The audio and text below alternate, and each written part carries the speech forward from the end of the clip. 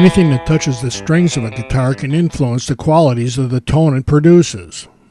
So when it came time to choose a bridge and tailpiece system for my super guitar, I went with the Gotoh 510 bridge and tailpiece set.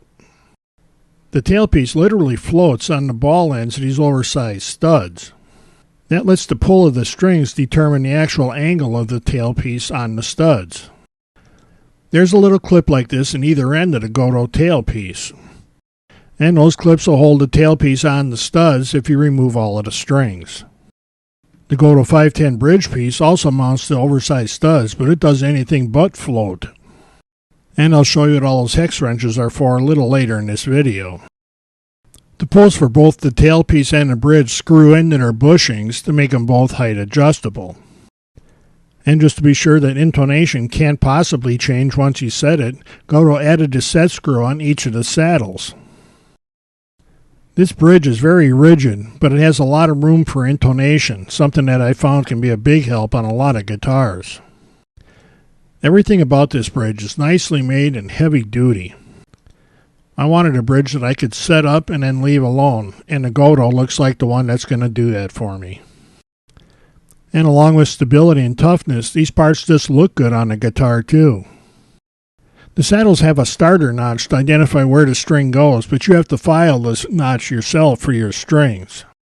Since this bridge already has a 12-inch radius that matches my fingerboard, I'm taking my time and making sure that I file all the notches to the same depth.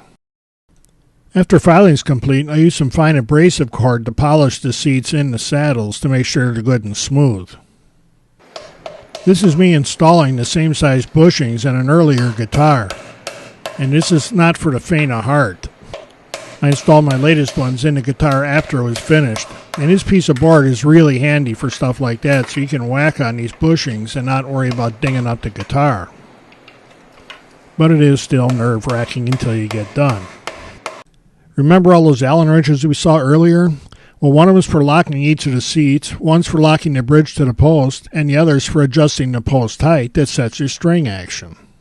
Lock these down and this bridge is absolutely rigid. It's hard to get a true representation of the tone over a camcorder shotgun mic, but we'll try. I was surprised at how clear and bright all of the sounds are from this bridge.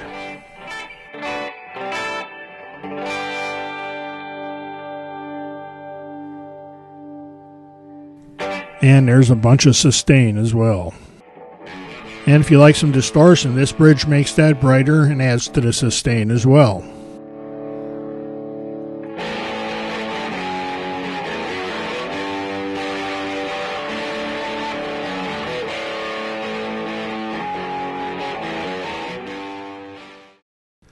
So if you have a guitar and you want to make sure that you're letting the strings do everything that they can, you need to look at the Gotoh 510 bridge and tailpiece set.